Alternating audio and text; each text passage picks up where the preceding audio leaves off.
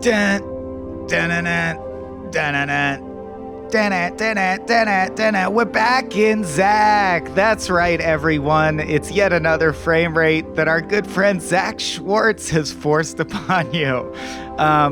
Abe said that Abe invited me to open this episode and do the bit that randomly floated into my head, and I hate him for that, and I regret it. But I'm Michael Swaim, and my arch nemesis is also here. Please introduce yourself, sir. Me? Billy Wayne Davis. Oh my God. Yeah, if you consider us nemesis, I'm into it. I think it could. I didn't know that. The A pointed at me when you said that, so I didn't was want to be his your nemesis. nemesis. Okay. I didn't realize. I was like, I don't think I have any nemesis. Yeah. We kind of threw you in here. But come into my house. You're gonna call you nemesis. Yeah, man. All right, let's get. We're back in Zac, but let's get back on track. This is Frame Rate, the show where we rate frames. Abe Epperson's here, even if he refuses to acknowledge himself. I refuse. He's here. And Zac is a valued patron who invited us to watch Fappencan-Tasmic. No, Captain Great Guy. The Viggo Mortensen movie, the name of which you already know because you clicked on the episode. And I didn't. Can I full disclosure? Like I watched most of it today, and then because I have two kids, so there's like the end of it. I was like, I'm just gonna have to read what happens, but I have a good idea, and it didn't end the way I thought it would, which I really liked. The ending is, I think, will be the bulk of our discussion. Yeah, it's weird. And then, but I didn't do any research,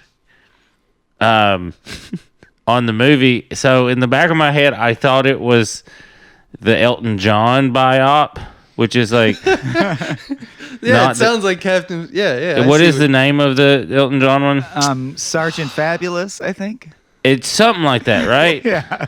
Something. No, Rocket So Man. I just kept thinking like, I'm gonna watch this Elton John thing real quick, and then when I put this movie on, I was like, this is way more intense than I thought this was going to be. This is a tough Saturday morning, like especially the first 5 minutes, because you're like, Jesus. Yeah, like, is it like when he was eating the heart of a deer? Is that when you're like, maybe this isn't an Elton John movie? That's in the first 75 seconds. It is very quick into the movie where you're like, oh, we're getting into it. And I started laughing. Yeah, right. Because I was like, well, this is so funny. Hollywood's gone too far with their I thought this was. It is the story of a man and his brood, Benny and the Jets, we'll call them. And now, but hey, before we proceed, I feel like Billy Wayne sort of got robbed of the spotlight. But welcome everyone to Billy Wayne Davis. That was a weird way to phrase it. Welcome to me, everyone. Yeah. Welcome to you. That's how I'll open all my cult meetings. Yeah, that should be the name of your stand-up album. Welcome to me. But we're just super glad to have you, man. And there's a lot of crossover between us and the Daily Zeitgeist, so your voice will be familiar and beloved. But welcome to Small Beans. Yeah. No, it's great to be here. I'm glad last week didn't work out, but we worked it out this week. And although you didn't do much research, we actually picked you for this episode because I think we'd both argue that by procreating, you did a lot of research because neither of us have children. We were like, we got to get a. I've lived off the grid for 3 days too, as part of a. Yeah.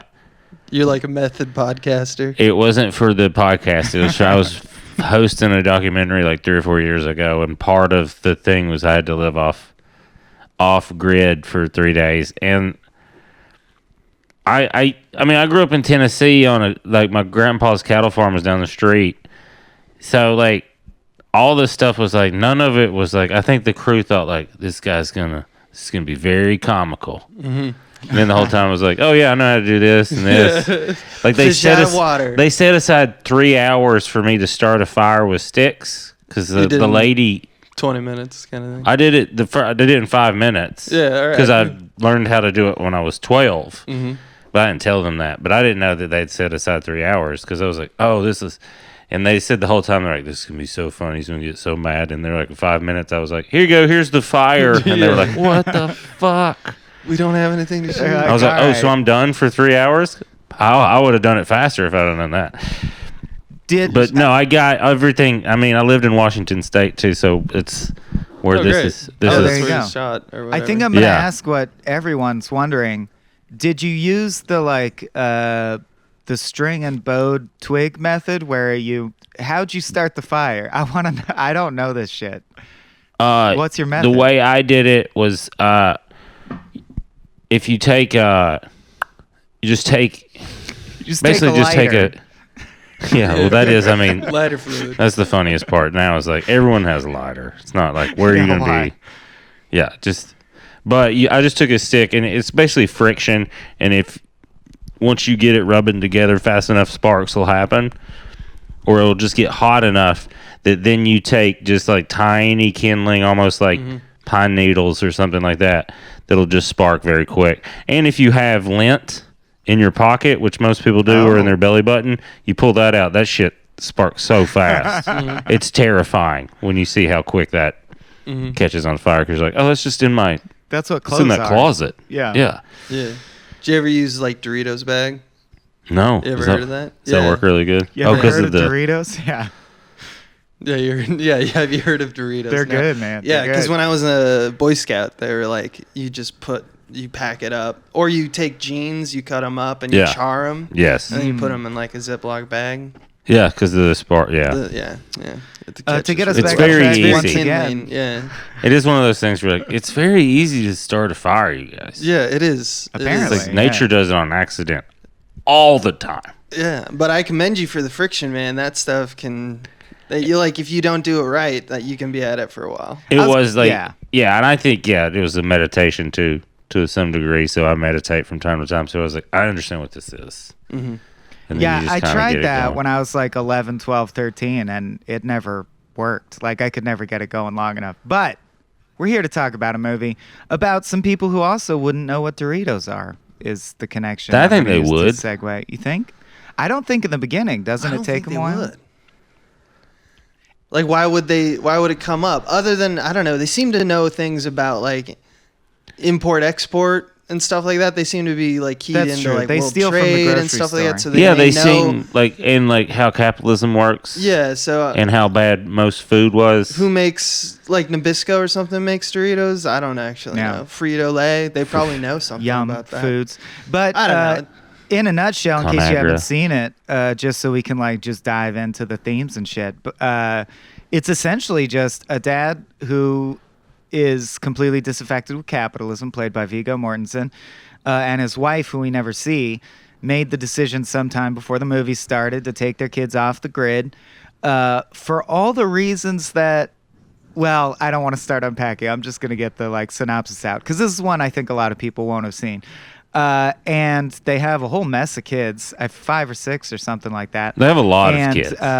They are basically as capable as, yeah. And they all have weird names like Bodavan and Lilith and shit like that. And Vesper. And Relian. I'm sorry, I'm done. But basically, the two threads you see are that on the one hand, the things that the parents believe are true, like they can educate their kids way better than the public school system, and they do, and the kids are really smart, and they can teach them to live off the grid and make fires and kill animals by hand. So if they want to do that, they can. Neat. Like they can survive under any circumstances. And they have very like cogent political thoughts and shit, and they read at a high level. And then the other thread is, of course, that they're complete freaks. They don't understand how to operate in society. And if they ever did decide to, like, not be off the grid, they would completely flounder and dissolve because, like, they just don't know how anything works or any of the normalized systems work. And that's the movie. We should spoil the ending, but I'm hogging the mic too much. But I just wanted people to be caught up on the themes. Basically, that's the lingering question. And there's grandparents they could stay with, and some of the kids think that Viggo's a piece of shit for sheltering them, and some kids think that he's doing a good job because they're so much smarter than all the normal sheeple. And I think the question is up to us of like, is he right? Or because the ending also, someone else take the ending because the ending. Well, like my thought is, I did like the ending because it's not. I'm sure it pissed a lot of people off because it's not the 3-act arc that people want it to be and sum up. Because I liked it because it is more real about those type of human beings aren't looking for balance to begin with, if that makes sense. Meaning the kids? The kids and the dad, and the grandfather. He's not looking for balance either. They're both are extremists. Well, yeah, because the grandfather represents extreme normalcy. Like, no, the kids need to fucking eat Doritos and do everything normal. You're ruining the kids. And like the only people that seem to have like the closest semblance to balance is Catherine Hahn and Steve Zahn's characters. Yeah, who are they're like seen as the archetypal like American, like this is how you come up through the normal system. Yeah. Like they present the kids as assholes. Like just like who don't get it but make fun of their like frankly their intellectual superiors and the other kids. I mean, it's a charming scene when the 8-year-old comes in and just like slam dunks like Bill of Rights and stuff like that and starts talking about relations with China and stuff. But like, it's very satisfying. It's very charming. But it's true that it's like, man, these kids are supposed to be normal, and they're very much like you want them to get you want them to get owned. Yeah, yeah. Well, I think the thing that I like the most about the way he was educating them was through critical thought. Mm-hmm. That's always been like a theme of mine. Even when I was in college, right before I dropped out to start doing comedy, was it bothered me that all these classes I was taking, no one was teaching us how to think. They were telling us what to do. And that bugged the shit out of me, where I was like, that's not how life works, where you just do the thing. Right, yeah. And then I was like, there's, like, any job I've ever had, there's always, like, no matter what it was, there was always, like, variables to everything, so you had to use so they're not teaching, that's what I noticed the most between the children, and even some of, like, the adults, there was no, like, even, like, Steve Zahn, and it was like, you do it this way or this way. Yeah, yeah. There's no breaking of there's no new dialectic. Or there's no melding of the types. There's like... Yeah. That seems to me like in our society, especially right now, that's what I was always like interested when they talked about globalism as we were growing up, was like, oh, that'd be cool because you just combine all these theories and philosophies and we just take the good and remove the bad from each one, and you know, but that's not what we're doing. Mm-mm. We're still fighting over which one is the correct way, and that's what this movie is. It's like, is this the right way or this the right way? Like, neither of them are the right way. Right. I liked how you put it. They're all extremists. Yeah. They all emphatically personify one kind of dialectic, and then there's no other space for any else. There's nothing. Yeah. Well, it's interesting that now because it's profitable, and without thinking about it, things that are profitable like come into existence. We are now developing amazing technological tools that we call social media platforms that are designed to curate a feed of perceptual reality to make you think whatever lifestyle you subscribe to, that's the normal one. That's what everyone's doing. And it's like, motherfucker, you just follow the people that say that's good, and the algorithm feeds more of it to you. Like, none of this is reality. And it's trends like that make me, I gotta say, what I was tiptoeing around earlier that I think bears unpacking is like, I'm sure not everyone feels this way, but my interpretation of the movie is there's even dangers inherent in raising a child perfectly. And perfectly is a super loaded word, but like, I, for one, agree with everything Viggo Mortensen says in the whole movie. Like, I do. I think you're supposed to. To me, it's like, oh, this movie's exploring if you had the courage to actually do everything you think is correct, which I don't. But I wonder, like, Billy, do you have, I mean, I'm sure your wife talk about, like, how to raise the children, but does that balance come up of, like, because I also, hearing all your Zeitgeist appearances, I know that, like, you think there's a lot of aspects of society that fucking suck. And as someone who wants to have kids but haven't yet, I, like, fantasize about raising my kids XYZ philosophical way. And I know when it really happens, that will all collapse. And I'm just wondering if you have any insight on that or, like, how that hits you. Yeah, I mean, my thought is you would have to go to Washington State or Oregon State or Idaho or British Columbia to get that far away to actually raise your children the way you would ideally raise them. You would have to go isolationist to control all their stimuli, which is not a realistic way at all.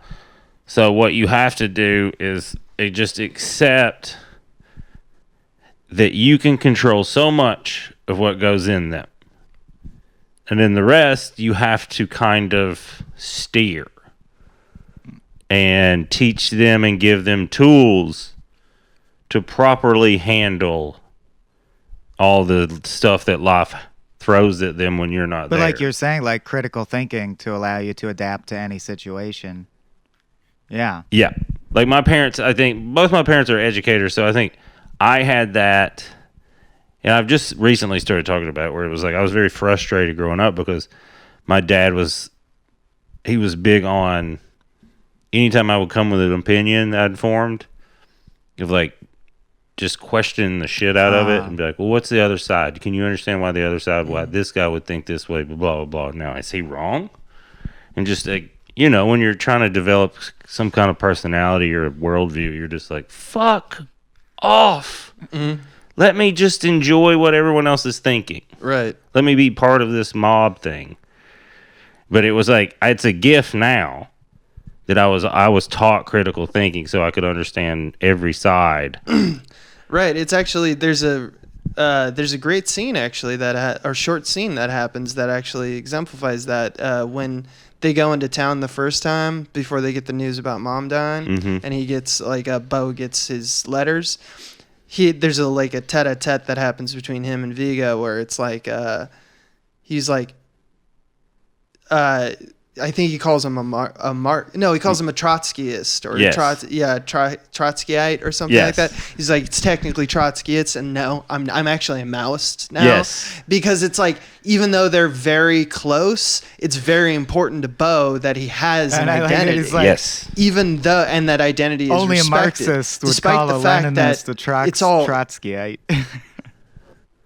Sorry, just a great line. Well, yeah, it just Yeah. It just comes down to this idea of like searching for self-identity because they have nothing else. They're blank canvases that have superior, like they're very smart, but they have all this wisdom, but they don't know how to like practically apply it, right? Well, they have like knowledge. They don't have wisdom. Knowledge. That's true. They don't have a lot of wisdom yet because the world hasn't thrown it's like any lessons at them. Like the movie's okay. But there's like some themes I love, and there's a couple lines in that movie, Wanderlust, where it talks to, it's Alan Alda, I guess, in the end, where he was like, you know, he sneaks off and gets meat all the time. Yeah. And he's like, yeah, I don't know, man. He's like, part of me feels like this was like cheating. Like we didn't engage. No.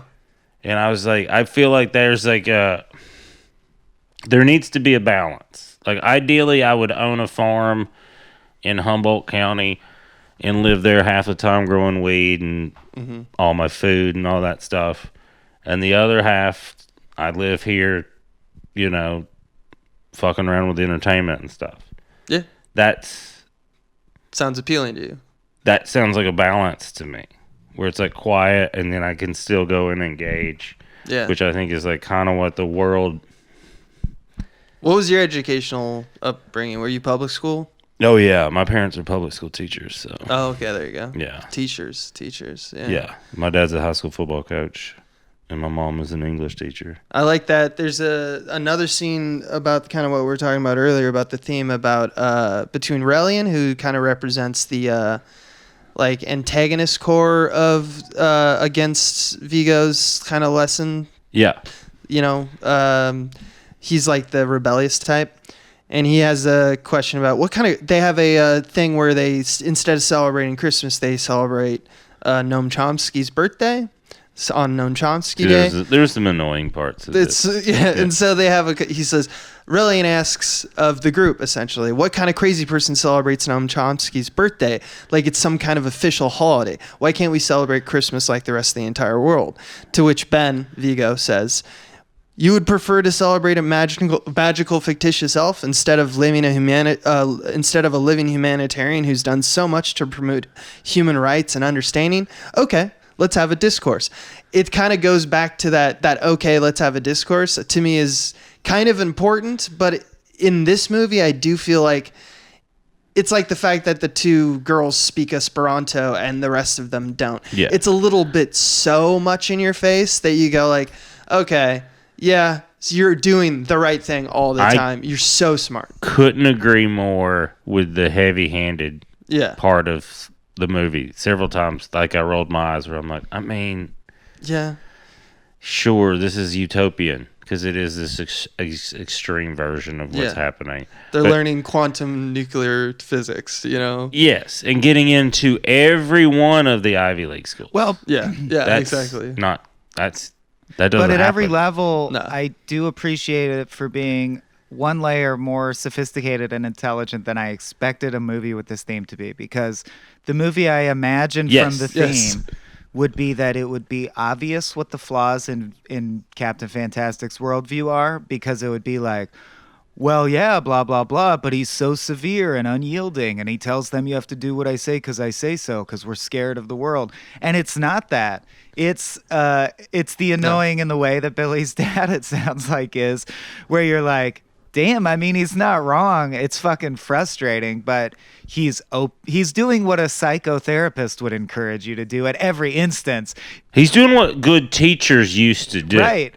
Which is like, why is that answer the correct answer? And if you change my Not mind, just I'll that's the change my correct mind, answer. which is a position I greatly admire, but they do find a way to stack it so much that you're like, I get it. You're understanding. Jesus. And I think the scene that really finally... And yeah, I just appreciate that level of nuance. Like in the scene we've been talking about with the Bill of Rights, the fact that he says... That's rare that would happen in a film, where you would think that regurgitating the information would be enough to be like, you owned the normal kids, scene done, mic drop. I love that this screenwriter is smart enough to go, that's not real wisdom, though. What would really be impressive is the topper beat. You ask her, I don't want to hear you regurgitate shit. What do you, an 8-year-old, think about it? And have her come up with like her own original insights.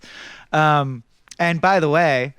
The writer and director is Gavin Belson from Silicon Valley, if you didn't know that. Yeah. Matt Ross is the guy who plays Gavin Belson No in Silicon shit. Valley. Yeah. He's the writer-director. Is he from the Northwest? I imagine be, he's right? gotta be. Yeah, and it... But It there's feels like a labor of love. Well, and it's, without a doubt. Well, it is so beautiful, and the way it's shot is really beautiful, too. And then... one of the parts, like, I have some issues with the Northwest, but one of my favorite parts of the Northwest that I enjoy the most is everyone is pretty introspective and thoughtful in a way that I really appreciate. Now, it would bleed into, like, passive aggressiveness and, like, delusion.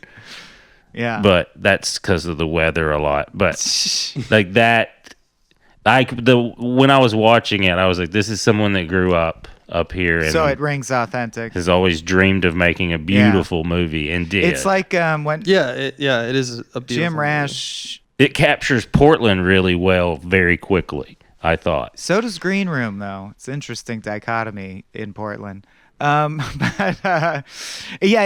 reminds me now of, like, he's my new... I mean, I've been reading about him all morning because I'm like, oh, he's like a Jim Rash, where you're like... Oh, yeah, he's that super funny Dean on Community, and then you find out he writes and directs really excellent indie films as well. He did Well, Jim Rash is like an Oscar winner, right? Yeah, he did the way back. And Yeah, for Him and Nate Faxon wrote something, The right? Help, I want to Yeah. say.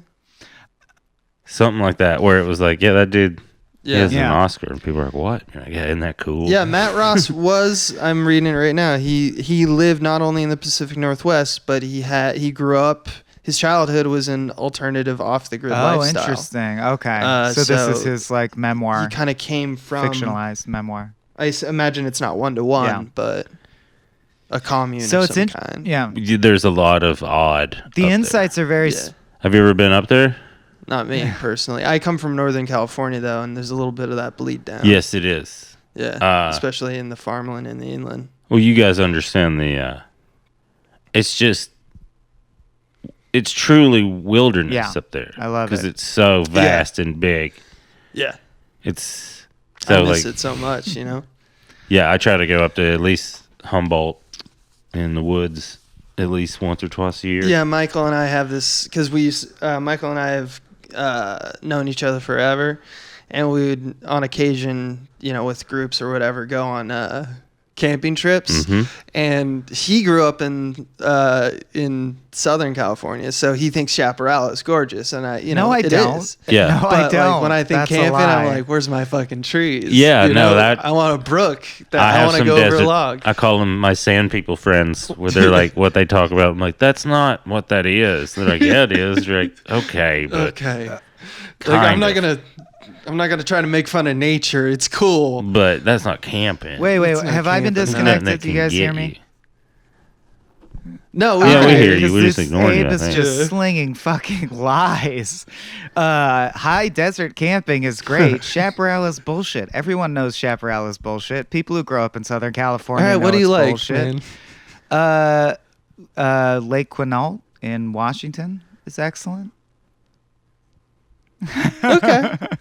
every time we go camping, you're just like, let's I get do along like with the you. desert. Let's- It's I'm 2 just hours not, away like- instead of 14 hours away. This is not the point of the podcast. God damn you, Abe. No. This is why you're my arch nemesis. But it did steer off because of the director's It's true. biography. But I just, I think it makes sense that he grew up in this kind of lifestyle because the insights are more specific than you expect them to be. And I found myself wondering, like, obviously this is going to show the negative side of this lifestyle. Like, the movie would have no conflict without that. But I personally was like, I don't know how, though. Everything Viggo does is right. This is what I would do. And I felt the same way. Well, here's another thing occurred to me as I was watching it, was like, as heavy-handed as it is, like, I kept thinking, like, if Viggo wasn't the dude, this would be so heavy-handed because he pulls off so much because he's so talented. yeah. That, like, the casting I thought was really important because, I mean, Steve Zahn and Catherine Hahn, they can pull off stuff. Anything. Oh, yeah. Do you know what I mean? Like, They're like two they're actors comedic that are actors. always a joy to see and elevate whatever they're in. The old Hansan 1 and 2 punch. yeah. They could carry that because everyone else could be essentially robots who just don't understand, like an alien. Yeah. And they could bring that subtle nuance that was like, but you guys see how you're being weird, right? Yeah, like, I'm You going know? to tell you, I'm going to be able to communicate because we're well-balanced human beings. That Right. This is, what you're doing is a little odd. Yeah, and you're making me feel like an asshole for bringing it up. And I feel like because you can tell I love that one speech when and Steve Zahn's talking about like explaining poorly to his children what happened to Viggo's wife. Yeah. And like she got sick and sick people die. And like you could tell just by how he was like contorting his face that he was like, that was not a good explanation, but I feel like I'm on the spot right now and I feel like I have to say the right thing and I'm not able to. Brilliant. Yes, Yeah, Zahn really says that well scene. But paced. yeah, that's the other main thing that I've always like said since I was a teenager and thought I wanted to have kids someday is like, I want to answer any question with adult level honesty, but tact if they ask me anything. So I love the moments where he's like, she had bipolar disorder and killed herself by slitting her wrists. Like, you can handle that. Yeah. That's what life is going to be, parts of it. And I love the little B arc with the littlest kid asking questions all little kids ask, like, wait, what's a penis? And he's like, it's like a shaft of meat that the man sticks in. He just answers it very straightforwardly on whatever the sex question comes up. And then on Noam Chomsky Day gives her a sex diagram book, and she clearly doesn't like it, so he gives her a knife to gut deer with instead, and she's really excited. And she loves it, yeah. But well, she needs both of them if she's going to start having sex. Yeah, you got to protect your precious angel. One leads to the other. But, yeah, I also thought, so it was pretty cool. It was interesting and specific how they actually did get around to showing the negative side. Like, for me, the big scene where the turn happens is when Beau... you can tell he's awkward with girls, and you're like, okay, of course, that makes sense. That's the downside of off-the-grid living, right? He'll be awkward with girls. But I don't know, Spider-Man's awkward with girls. This is all fine. It's acceptable. Right. But then there's that scene at the trailer park where he flirts with a girl and like gets to first base or whatever, and then by that afternoon proposes because... you realize it's like a huge blind spot. It's never been explained to him what societal expectations of. So he's like, I vow my body and bones to you in service of the land that we will share together and farm our crops upon. And she's like, what the fuck is going on? I think they just both laugh at him. Chill the fuck out, dude. It's like, I thought you were... does that mean you're going to go down on me? Yeah. And you do start to see it sort of. But I thought that's still heavy-handed. Whereas, like, I just feel like that was like Viggo not thinking that through and explaining that, because they all seem intellectually capable of handling. Like, here's how most of society, when you want to start fornicating and this, like, I just feel like maybe that's where the director-writer's parents didn't. They fucked him up. He's kind of sticking it back to them. Yeah. Yeah. Because, like, I don't know. Like, I know I grew up in a small town, and I knew motherfuckers like that. Sure. It was like the first time someone touched their dick, they were like, this is my wife. And you're like, no, that's not love. That's pleasure you felt. That's not love. That's different, man. It is surprising to me that someone as... like, because even though like we're painting them as a kind of extremists of their points of view, being so intellectually charged and able to see that like all the sides of everything in all things, it's weird to me that Viggo would not know that there's an experiential aspect to things like understanding love, or at least romantic. So love. Contrived a little bit, because the familial unit can do some things, but it can't do that, and so it's just like he would know that, and why wouldn't he figure out a way to incorporate that in his that's a really interesting philosophy. Direction, because I would also argue that one of the few times that felt inauthentic to me, or not inauthentic, but just serendipitous to like get the themes of the movie settled comfortably, was like, of course, one of the major through lines is that they feel that the mother's like bipolarism, part of the reason she ended up having to kill her or feeling the need to kill herself was her bipolarism went untreated so long because you're off the grid. But that needn't necessarily have been that way. That's not like a part of their cohesive philosophy. And then the same thing I would say about the other big breaking point is when he finds out that Beau got into like Harvard, Princeton, Yale, MIT, and Stanford, and his reaction is, I can't believe you deceived me for 6 months. You applied to colleges, blah, blah, blah. And it's like, that's the moment where you feel like, oh, Viggo is unreasonable. He's actually scared of the real world, and he's doing these kids harm. And my point about that is that he didn't have to be that way. That's a chosen, like that the writer chose to have him react emotionally very manipulatively in that moment, and that's like not necessarily, I guess what I'm getting at is in the end basically Viggo compromises a little bit and returns to like semi-normalcy, and then the surprise for I think most people watching the movie who would anticipate an actual like the comfort of the kids achieving full normalcy or like assimilating into society. They don't give you that either. The kids are pretty severe. Like Bo doesn't go to any of those colleges. Instead, he throws a dart at a map and then goes to Namibia for a year just to find himself. This is still extreme shit that is not that normal. So it doesn't go the route where you're like, oh, and they return to normal because he was wrong. So it's not saying he was wrong, but it also says he has to compromise. But I would argue that his compromises are just based on the specifics of things the writers like chose to say, like, and he is this, you know, it's a character trait of his, so blah, blah, blah. My point is, I have no right to say this, but I'm like, Gavin Belson, sorry, I should use his real name. But the writer-director's parents, I'm like, if they're really like Viggo Mortensen, I don't know. I think that is the right way to live. I think everyone should do that. I would do it if I wasn't a goddamn coward and I knew how to make a fire by rubbing wood together against my belly button. Not that hard. Well, but if it's not that, it's the next thing. You know, it's... Well, that is the annoying part of living off the grid is like, it's just a lot of work. And then boredom. Well, I like video games a lot.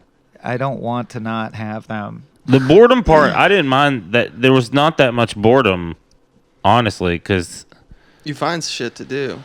And I like solitude and like being with my own thoughts. So like, I enjoyed that part of it. The nighttime, yeah, you're right. But I think that was just more I wasn't used to going to, you know, at nighttime you just stay up for like an hour and a half, 2 hours with the fire, and then you go to bed at like 9:30. That's all you can do, yeah. Yeah, but I wasn't used to that part but I guess by the third day I was like, all right, good night, everybody. Yeah, this is how it has to happen. Yeah, this is otherwise great. It's boring as shit. Yeah. So I just think I've lived being a stand-up comedian for most of my adult life, or my entire adult life. You don't start off doing well. So I've lived and I've went through a divorce. So I've lived in every type of circumstance, and human beings are extremely adaptable if we are aware of it. Do you know what I mean? So like if it's just like, yeah. Yeah, if you have, without a doubt, if you have to be. If you don't have to be, we're not going to do anything. But like that, I am somewhat torn. I'm with you. Like, I didn't see anything. Everything he said was thoughtful and nuanced, except for, and I just didn't feel like the college stuff. I was just like, this is like manufactured conflict because the movie needs a certain storyline. Because I just didn't. I thought that too when he got the letters and they were foreshadowing that.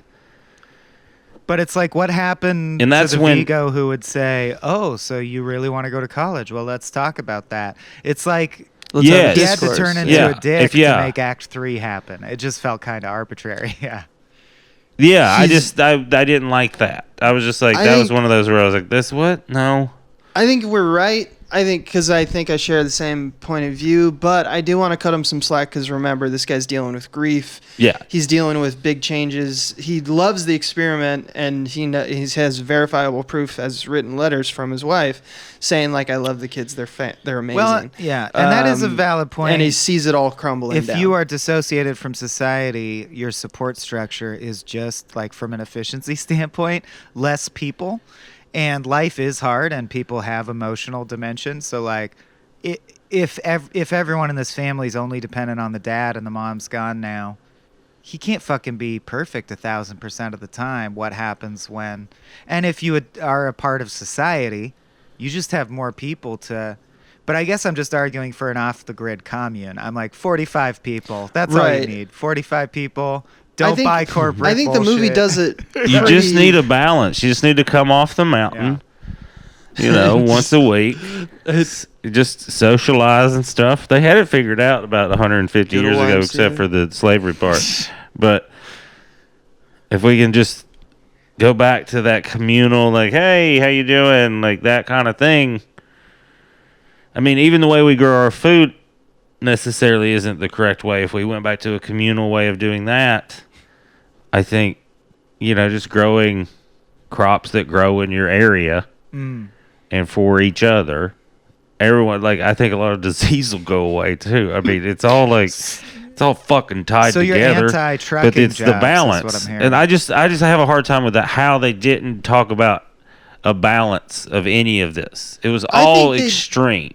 I think you're right about their words and their point of views, but I think that the movie Sneaky Smart, in that it does bring it up. For example, Viggo's creating essentially like a group of superhumans, right? Like they're super smart, they're super strong, the X-Men they're fit.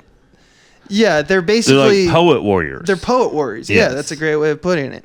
And there's that scene where they're trying to break into the home of the grandparents, right? Oh, yeah. And Vesper, I think, is who hurts her arm. She is a basic ninja, like she's killing it until one of the shingles, which she's unfamiliar terrain to her because she's been probably working only on rocks and stuff, comes out beneath her feet and she falls and breaks her arm.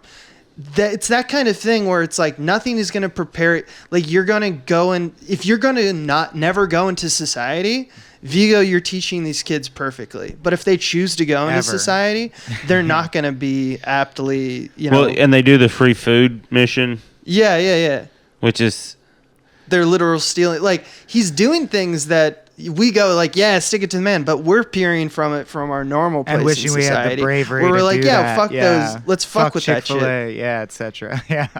Yeah. But from their point of view, they don't know any different. They're just doing what they think. Like, what is the lesson there? Free the food.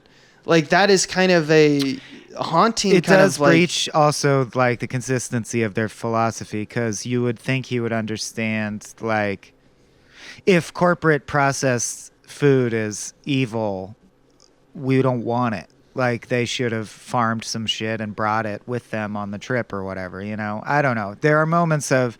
And I think that... Yeah, we do want it. Yeah, we do want it when we want it, or, like, as a treat. But, like, thematically... And the kids do. They have the chocolate cake. Well, like, even when I went and did the... this threw everybody off. Like, the first day we got to the off-the-grid thing, we weren't filming yet. We were getting everything ready, and she was like, well, let's go have sushi. Mm-hmm. The lady that ran the thing, and we were all like, you have sushi here? And she was like, no, there's a place down the road, blah, blah, blah. We'll go get that before we do all this stuff. And we're all like, I mean, okay. We're trying to be like, it bugged all of us. The grid? Yeah, what are we... Yeah. Like, are we doing this or are we not? Yeah. But, I mean, she did teach me how to, like, gather. I mean, she taught me some interesting stuff, but it was like... Hers wasn't... You were... There was, like, not really electricity or any of that stuff, but you still were part of the world, I think, was her thing. Yeah, and we are still... Yeah, like, I feel like I've been glossing over the point that the film does make repeatedly that is very valid, even, like, in a Socratic questioning sense. Like, when Frank Langella, the grandfather, when he's like, but you don't understand, they can... and he enumerates all the things his kids can do that make them superior. And it's true. It's like they can have critical thinking skills about the Bill of Rights. Good. That's legitimately, like, you're right. That is a huge advantage. And then he's like, and they could kill a deer and make a fire. And he's like, but what's the point of human advancement? Like, they don't need to do that. That's the point of the last thousands of years of history, was that you don't have to live in the woods and kill a deer and eat its heart. Do you see what we're doing here? We're, like, advancing. And the downside of living like a caveman is shit where, like, his son breaks his wrist climbing rocks and he's like, oh, well, you have to climb with a broken wrist. And I will concede that that's a legitimate... I buy that argument against being off the grid. It's like, you are giving up all advantages that humanity fought so hard to have, like hospitals for when you're bipolar. And there's shit. like I said, there's a balance between those things. Is like, I have a better understanding of where our food comes from than most people because I grew up on a farm. Do you know what I mean?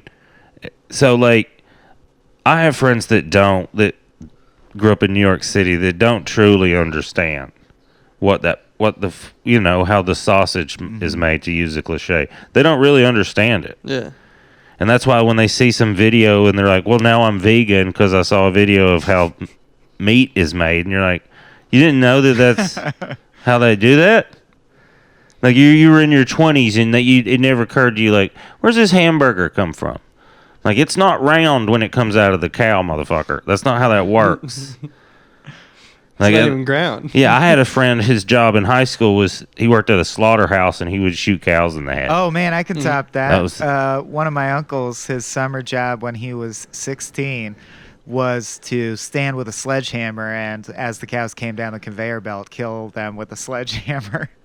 He did it all summer. That's some brutal shit, guys. That is... That feels like a personal choice of that slaughterhouse. Because guns have been around for a long time. To save. It was a very rural slaughterhouse. So I'm like, yeah, it's one of those shops where they're like, well, this is how we do it. We've always done it this way. There's the sledgehammer. Old sledgy. I'm like, what? I have a pistol in my truck. Ruins the meat. You're like, no. But, like, I think there's, like...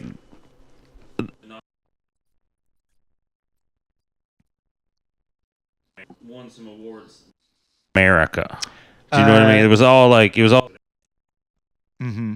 But everywhere else, it was like the movie won... Like, the movie awards for the whole movie. Because everywhere but America, people are cognizant of how American systems are, like, cancerous. But in America, we're aware, but we don't want it rubbed in our face. Let's go see La La Land again. The Dream Factory, you know? That's it, yes. We just want that. I went to Ireland, and what I loved about the Irish was, like, there's not that facade about how the world works that Americans have. They're just very open about, like, yeah, this is shitty, and they're, like, laughing about it. I'm like, right? Okay, yeah. Yeah, and that's how why are we pretending it's not this way? Yeah, and I got to say, the times I've been to Europe, when I talk politics with them, most of the people, they're very clear-eyed, or like my experience was most Europeans are like, oh, yeah, the systems, oh, they're terrible over there. And you're like, so you think I'm terrible? And they're like, no, it's just the systems. Like, they don't even blame you personally for it. They're like, oh, everyone knows that America's a garbage fire. Yeah, it's fine. Come spend your money I went here. to the Middle East, and it was like that, where I was like, oh, when you guys say the West, you mean capitalism. Oh, yeah, we hate that shit, too. That's, yeah. You're talking about McDonald's and Popeyes and Krispy Kreme. Wait, did you say Belize? No, I went to the Middle East. Okay, gotcha. Like Bahrain. Like, I was worried. I was like, what's this going to be? And then when I landed, I saw a Krispy Kreme donut. Stand, and I was like, "Oh, this is what they're mad about," and I get it. Globalization again. This isn't us. It's not people, but it's organizations made of people. Yeah. I was okay. So I was in Belize. Sorry, I thought that's what you said, but the story still applies. It's pretty good. One of the few days we were there, we had a guide that was like attached at the hip with us for several days in a row, and on like the third day, by the end of the third day, very like open and transparent, talking about his problems with his wife and like what he makes and the differences between time he spent in America and Belizean government and what the police are like in Belize versus America, et cetera, et cetera. And at one point, he was talking about human trafficking because he used to be a cop in Belize and had to deal with human trafficking cases. And we were asking about, like, what is is there actually a chance, or because what we see in media is that rich white tourists get targeted for kidnapping money, right? Like taken or what have you. Yeah. And he was like, are you kidding me? No. There's so much risk involved. No, it's the reverse, man. Like, our 13-year-old girls get kidnapped by white people to be sold into sex slavery. And I'm like, oh, that's much worse. Of course, the rich country is oppressing the poor country. Why did I think the other way? And it's like, well, because of media and shit, obviously. Travel broadens the mind. I guess that's all I'm saying. Or just the movie Taken changed everything. Where it was the poor countries taking rich people, and they're like, we can't do that anymore. They have a certain set of skills. They have a guy now for this. Yeah, and he's good. We need to just show everybody I've seen Taken. 2 documentaries. Well, Isn't there a third one? Yeah, I haven't seen the third one. is the E in Taken? I hear it's a lot different. Is the E in? He doesn't save her. He doesn't. He's like, I've lost a lot of skills. I am very old. I don't. A man of limited skills. I don't have many skills left. I've done so many punching. I'm a bit rusty. Yeah. I'm starting to believe she might want to be a prostitute. Can't it be empowering? She keeps going away but she gets taken. We see her get taken. All right, this is not the movie we're talking about. I think it's part of her thing. I think she's running away. They're we took her again. They're like, just keep her. I'm tired. Yeah. It doesn't sound like she's that. Taken 4. You can have her. Yeah. I'm done with this shit. It's yeah, and that's a frame right now. I think it's interesting. Also, the Parasite director Bong Joon-ho just said, accepting one of the millions of awards he's been winning, that he was pleased but not surprised that it crossed over with American audiences. Because he's like, well, it's about how the Parasite. I also love that he doesn't care about spoiling his movie or what it's about. He's like, well, the Parasite is capitalism, and it comes from America, so I'm not surprised people responded. And hell yeah, man, it's true. Viggo saw it. Bong sees it. Open your eyes. Yeah, I love Obama saw it. Obama saw it. A lot of people got mad about that. Like, oh, you like that movie, you son of a bitch? And it's like, well, he can objectively understand what's happened. He didn't create capitalism. Right. Oh, Parasite? Were people just saying it's like anti-American propaganda or something? I haven't encountered that. Well, no, he released his, yearly thing of like, here's some films. dope beats I enjoyed, and here's some flicks me and Obama Michelle did, and he picked Parasite. Okay. And then Parasite was one of the movies he liked, and people were like, "Oh, you like that, you piece of shit?" Yeah. And he's like, yeah. He's like, I mean, he can objectively look at that and be like, this is a wonderful But he's thing. still a politician. I like that he's like, Old Town Road's on here too. I'm just trying to be popular. That one, that's the one that cracked me up, where I was like, he just focus grouped all I this love shit. imagining Obama jogging, smoking a cigarette, listening to Old Town Road. I'm like, it's not happening, man. You just put it on there for obvious reasons. Yeah. Or I'm wrong. Maybe Obama bumps Old Town Road. It's his jam. He can do whatever he wants. Maybe now. he did enjoy the part where it really shined a big old bright light on how racist country radio is. Oh, the lean all in my Country bladder music. line. Yeah, that was very well, no, incisive. like when they wouldn't put it on the charts. Oh, that's a real thing. Yeah, for sure. Well, Lil Nas X, So if I'm nothing just else, thinking Obama was like, that's pretty funny. Where he's like, Lil Nas X is like a an viral marketing ironic, genius. Yeah. I mean, I don't care. it doesn't matter. That's the part I enjoy about that song is like, the beat's great, whatever. That's any pop music. That's all that fucking matters. And then, but the part where it was like a country song, it sounded like what those white idiots are putting out. And then it started climbing the charts, and the country music, the business all of country panicked. music, those old, like, all those fuckers like, this no, can't be allowed. no. No, we can't let blacks do it. We're copying the blacks. Yeah. That's what this is. We can't go full circle. We'll have nothing. Yeah. No, we can't. It doesn't work that way. We can't take it back. When the blacks start doing it, it's very clear how bad our versions are. So this is bad. Yeah. I love all that shit. When it shines a light on those pieces of shit. Right? And that's Trump too. He does it. He shines a light on them on accident because it doesn't matter if he doesn't care if he's in the light or not. Yeah, well, he'll be like, yeah, this is me. And these are all my buddies. And we're pieces of shit. And they'll be like, oh. And they're like, hey, turn the light off, dude. You didn't have to shout us out in the in the We're notes, not. man. No. He's like, I'm gonna make you guys famous. No, do not do that. Just get the fuck away. I don't think people don't need to know who we are, dude. We're in the shadows. We're the shadow guys. He's like, no, get in the light. Come on, it's fun. You get some pussy. Come on over. And they're like, nah, what is this? We fuck kids, dude. This is not. I don't know if you should leave any of that in. I don't know, maybe. This is the most like a packaged late night stand-up chunk frame rate has ever had on it, but you're slaying, dude. Thank you. I'm loving it. I love that new format where the stand-up comedian gets immediate feedback. That is like, it was a little stand-up. That is more like actual stand-up than you would think. But you delivered it. Yeah, natural. I mean, I know laughter is like currency to you it's guys. It's not even the laughter. It's like when it's not good, people let you know too in a way that's You suck.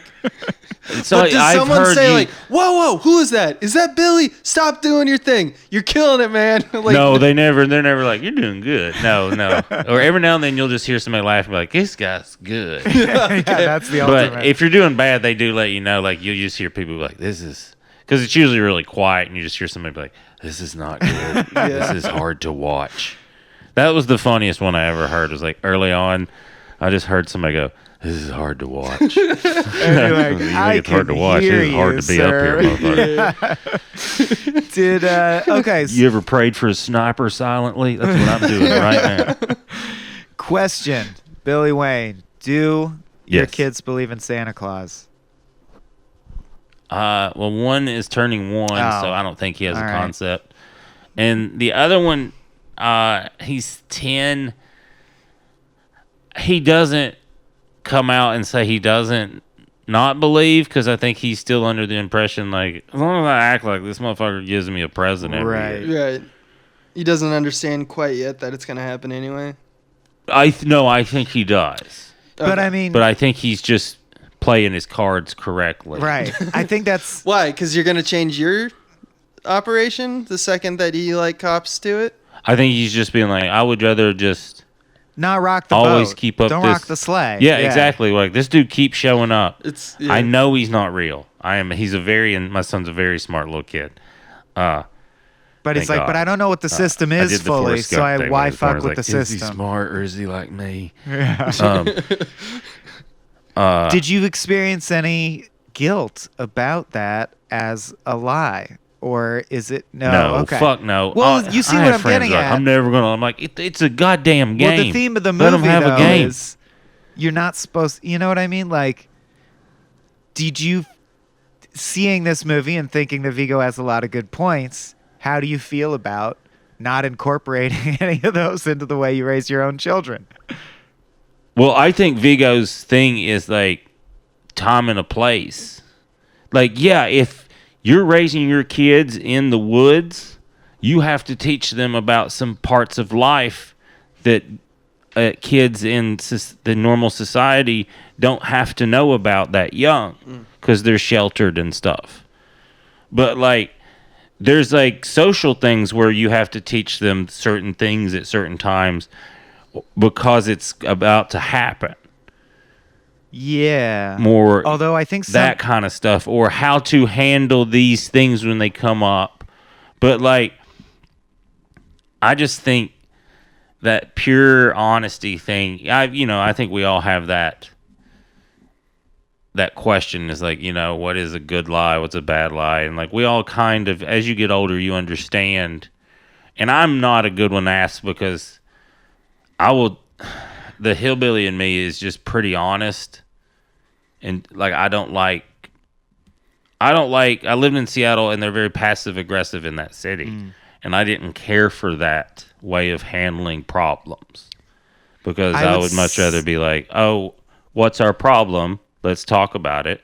And now we never have to think about it again, because we worked it out. It's over. Yeah. And we move along, and you don't have to say some shitty comment to me as we're hanging out in 2 weeks. And make my mind do. Yes. Like, that's whole it's gymnastics. just a weird form of terrorism is what that is. Mm-hmm. But and my dad's a football coach and my mom's an English teacher, so I take criticism probably a little better than most because I was raised just being critiqued like in you're a way. dumb and you're not fast enough. Or like, why'd you step left when you're supposed to step right first? And you're like, I don't know because I was thinking about pussy because I'm 14. And what does the whale need in Moby Dick? Exactly. Just that, yes, both sides of it. But I think there's also like,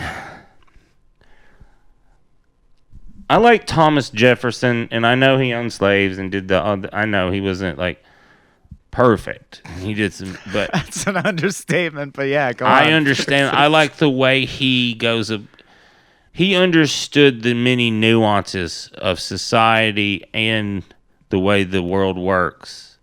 And I think that's all I'm getting back to is a balance again. Is like some kind of balance where like you don't lie about important stuff, but sometimes you lie to spare people's feelings or what, do you know what I mean?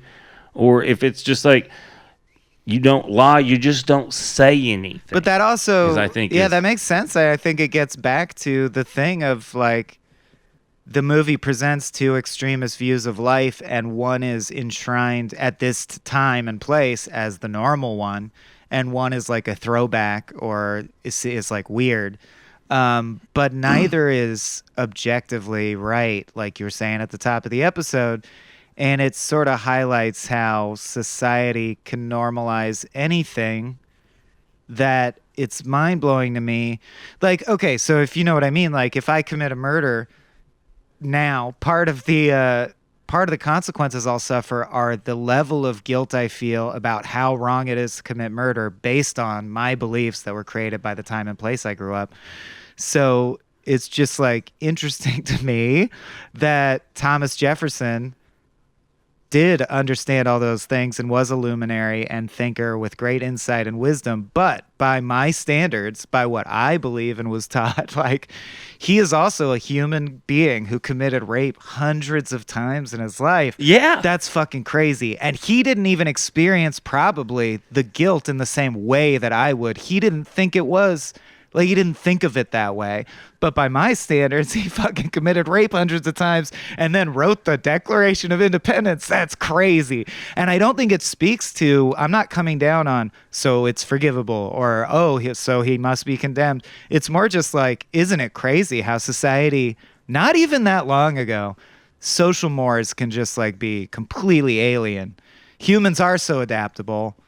And if you go back even further, right, like pederasty was common in Sparta or whatever, and everyone in society was like, no, this is good. It's good that we do this. We need to have sex with the little boys. Yeah, of course we do. Cool. Yeah. They like it. I think that's kind of what the film's I think that's what the ending of the film is trying to say. It's like this bittersweet thing. He's packing lunches for them to go to school. A normal school. Like he's basically, they have a home that is very bohemian, but it's ultimately like they're now on the grid in every respect. That's the vibe you get because that was the conditions for him to keep the kids. And I think that's the movie is trying to say in those final moments, I think, that the kind of counterbalance is that if you're prepared for everything, you're not. That doesn't necessarily. If you are prepared for everything theoretically, that doesn't mean you're prepared for anything.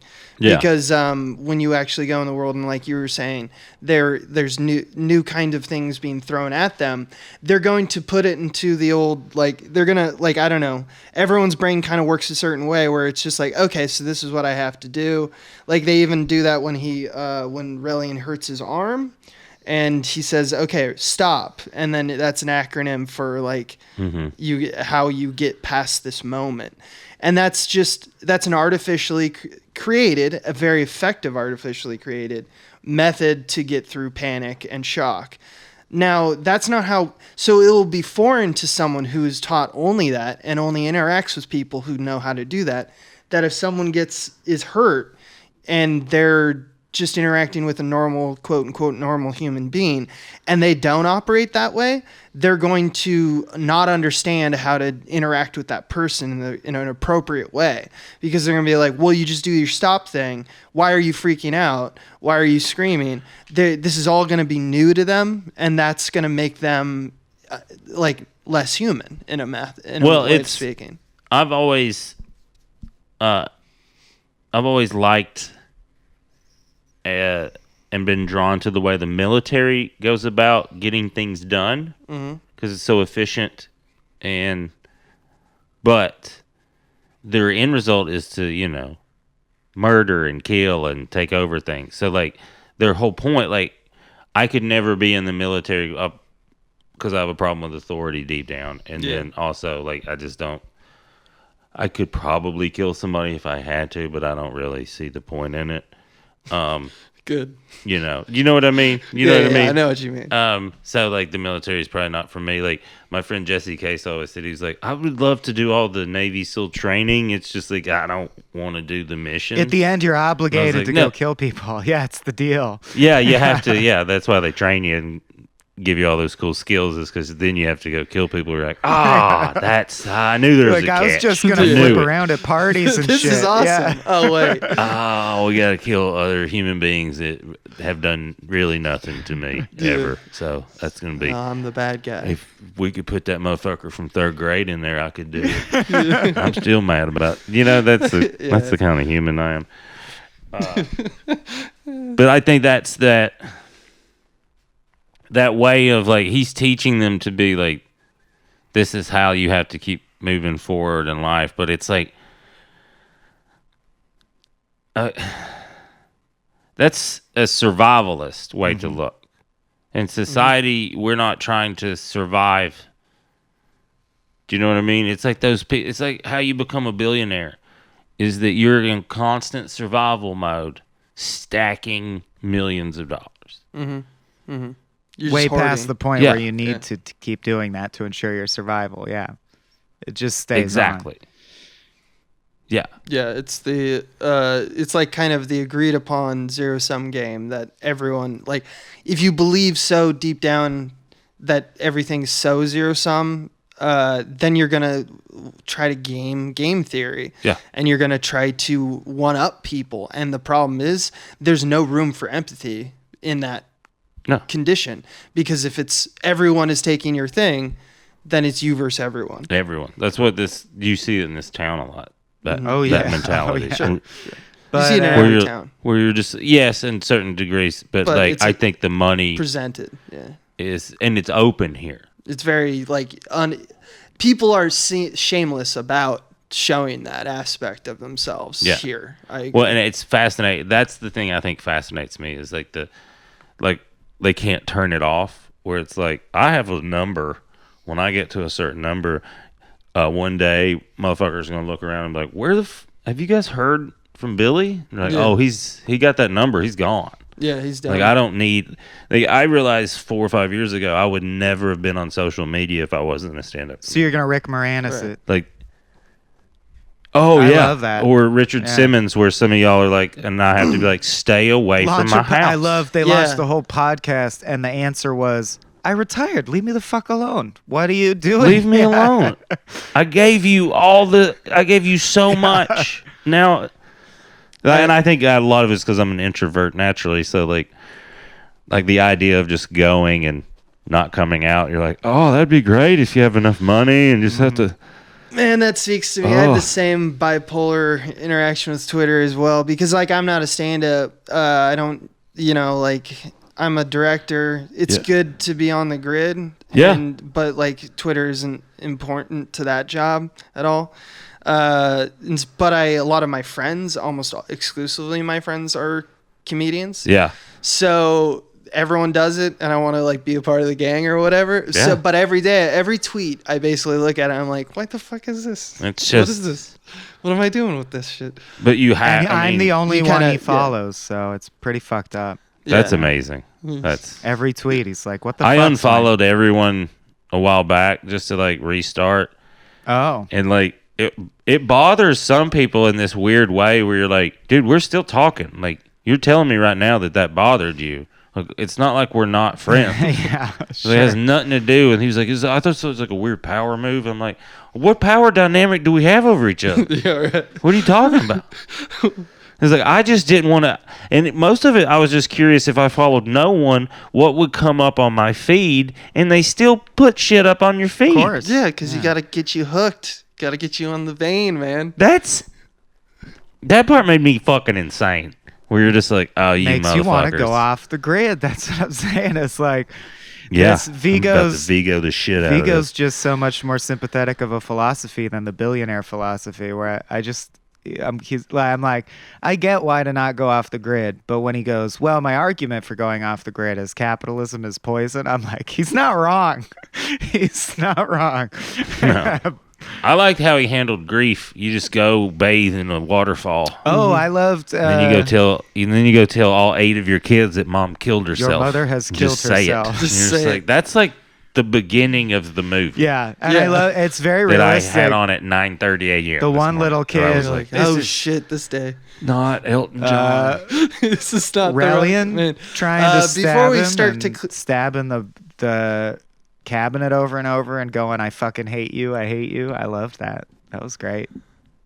I had to mute that because the baby was asleep. I was like, this is important. He's mad. He's a good dad. This is He's a letting mad him little get it out. boy. But yeah, in the name of that, I'm glad you guys gave that segue about in the case of Michael with Relian, and the case of we're just generally talking about omitting ourselves from the grid, just because once again, I would just wanted to kind of like, if you haven't seen this movie, I thought that their omission is so important to this movie. And if you do watch it, focus on the scenes where the family is supposed to be unified or like worried about the future together.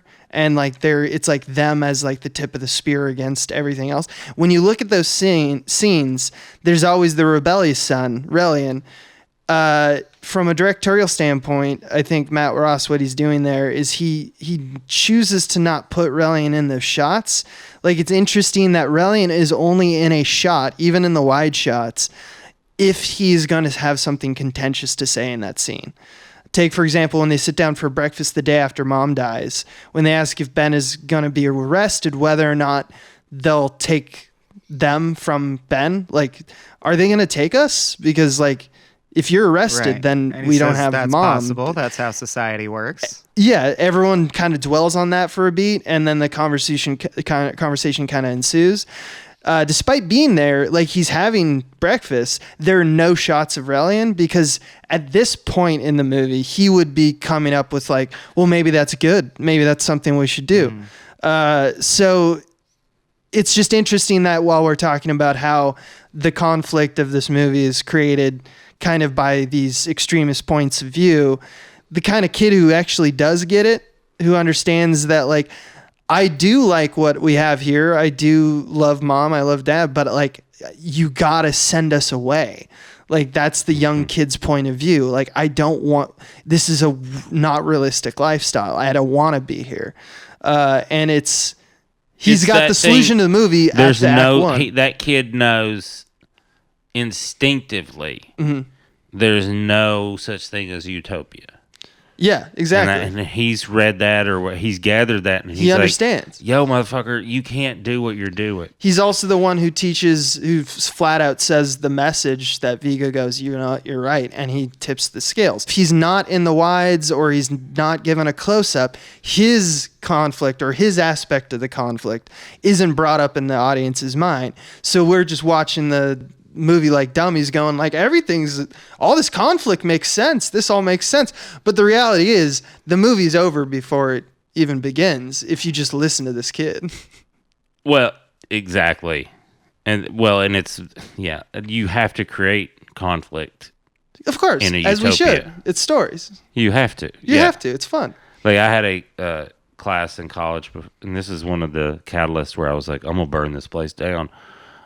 This woman taught group decision and group thinking and group decision making, and she taught it as the world was a utopia. That's useful. And I've talked about it on podcasts before. I get worked up, and it's been 20 years. I was like, I'm paying you. I remember saying this in front of the whole class to her. I'm like, I'm paying money to have you prepare me for the real world, and you're teaching me that as if everything is going to be perfect. And she was like, yes. And I was like, I can't. You're not useful. She was like, everyone speaks for the same amount of time. Everyone puts into the group the equal amount. And I was like, that's not how anything works. That's not how talent's given out. It's not. But that's what his problem is. He's teaching this thing where it's like, it's not. It's going to leak in. Unless you live somewhere in the middle of the Amazon. Mm-hmm. And we still go prod and fuck with those people. So. Yeah, it's that's why it's there's just that essentially it's just a paradox. They can't, or it's not a paradox, they just can't live with each other. Yeah. And we need it's also we need to it's a commentary on our society in several different ways, like the education system, how we interact with our food supply, our power system. It's fucked up. There's a lot of comments on it. I have to pee. Is that? Yeah, that's fine. I think we're going to close it up, actually, if you can hold it. Okay, perfect. Michael, do you have any last comments? Nope. Just awesome. chilling out, man. Just listening. All right. Is there anywhere? Of course, you're on the internet. Can you plug yourself? I'm on all the. Yes. You don't have to. Yeah. I have to. Yes, but it is the best way to get when I come tour. So that's the best way for me to get a hold of you. Tell me when I'm coming. Just Google Billy Wayne Davis, and I'm on all the ones like Twitter, Instagram. I think there's a Facebook. And you can get all my tour dates and all my records. I have 2 stand-up records, and then I'm on Squidbillies, so you can watch that too. That's actually one of the best plugs I've ever heard. Is just Google me. Here's my name. Remember my name. It's so funny. Like most people are like, you find me here, find me here, find me here. Well, I'm just gonna use the computer to do it anyway. Just you're gonna go to the computer anyway. So just type Billy Wayne Davis into your homepage. I've decided that's how I'm gonna do it from now on. Fuck yeah! All right. Well, thank you for coming. Thank you for having me. Over. This was fun. I don't think I would have watched this movie without this, and I'm glad I did. Yeah. And I love I don't know who the director and writer is. I love him too. He's amazing on that. Yeah, he's pretty great in that show. One of the best parts of that show. He really is one of the best characters on that show. Yeah. If there's nothing else from you, Swaim, once again to Zac Schwartz, the Zac Attack. Thank you for pledging your money for this and suggesting this. That's a frame rate, right? Yeah. All right. Bye. Everybody.